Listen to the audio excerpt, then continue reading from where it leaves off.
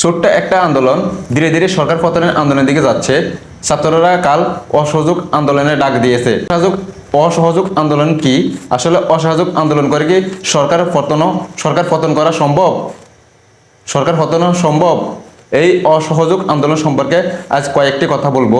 আসলে অসহযোগ আন্দোলন নিয়ে আমাদের নানান মনে নানান অস্পষ্টতা রয়েছে, তাই আজ আমি এই বিষয়টি খোলাসা করব।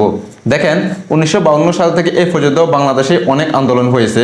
1952 সালে ভাষা আন্দোলন, 1966 সালে 6 দফা দাবি পেশ, 1969 সালের গণ অভ্যুত্থান, 1970 সালের নির্বাচন এবং পরবর্তী আন্দোলন এবং 71-এর যুদ্ধ, 1990-এ এরশাদ বিরোধী আন্দোলন।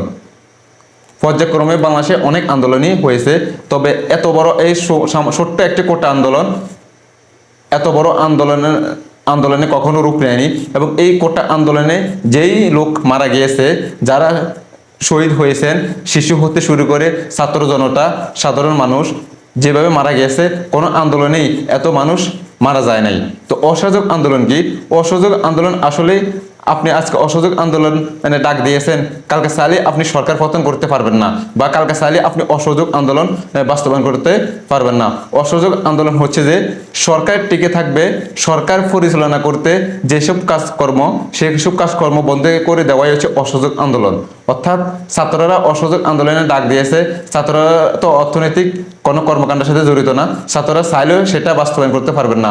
ছাত্রদের ডাকে যদি অন্যান্য প্রতিষ্ঠানগুলো তাদের নিজ দায়িত্বে তাদের কার্যকলাপ বন্ধ করে দেয়, সরকারি আমলারা যদি তাদের কলম চালানো বন্ধ করে দেয়, সরকারে যারা সেলফ ডিফেন্স দেয়, সরকারকে যারা নিরাপত্তা দেয়, পুলিশ, বিজিবি, সেনাবাহিনী, এসব প্রতিষ্ঠান যারা নিরাপত্তা দেয়, তারা যদি তাদের কর্মকাণ্ড থেকে বিরত থাকে, সরকারি যেসব প্রতিষ্ঠান আছে তারা যদি সেগুলো বন্ধ করে দেয়, যেসব এনজিও, ব্যাংক, বিমা ইত্যাদি যেসব প্রতিষ্ঠান আছে সেগুলো যদি তাদের কার্যকলাপ বন্ধ করে দেয়, সেটা হচ্ছে অসহযোগ আন্দোলন।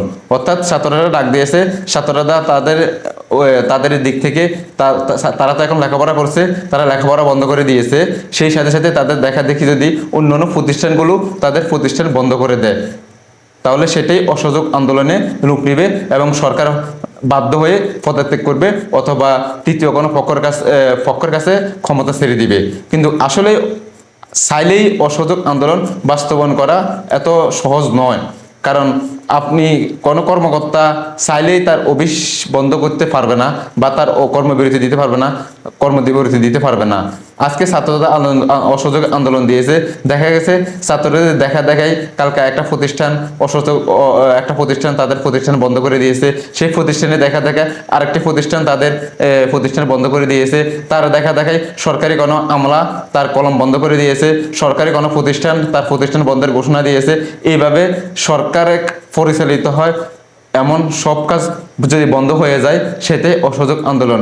এবং সরকারকে অভ্যন্তরীণভাবে যারা নিরাপত্তা দেয়, যেসব বাহিনী নিরাপত্তা দেয়, তারা যদি স্বেচ্ছায় তাদের কর্মবিরতি পালন করে, তাদের কর্মস্থল বন্ধের ঘোষণা দেয়, তাহলে সেটা অসহযোগ আন্দোলন হিসেবে গণ্য হবে, বা সেটা অসহযোগ আন্দোলনের বাস্তবায়ন হবে।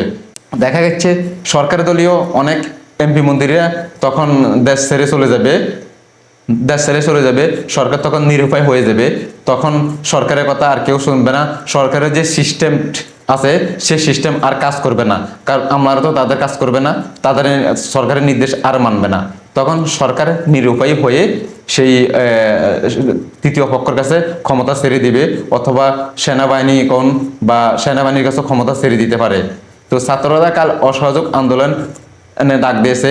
এই অসহযোগ আন্দোলনকে বাস্তবায়ন করতে আপনারা কি সহযোগিতা করবেন নাকি করবেন না, সেটা আপনাদের ব্যক্তিগত বিষয়। তবে এই অসহযোগ আন্দোলন মানে এই না যে গাড়ি পুড়িয়ে দিবেন, জোরপূর্বক প্রতিষ্ঠান বন্ধ করে দিবেন, জোরপূর্বক একে অন্যের প্রতিষ্ঠান বন্ধ করে দিবেন, গাড়ি পুড়িয়ে দিবেন, সরকারি স্থাপনা জ্বালিয়ে পুড়িয়ে দিবেন, রাষ্ট্রের সম্পদ নষ্ট করবেন, এটাকে অসহযোগ আন্দোলন বলে না।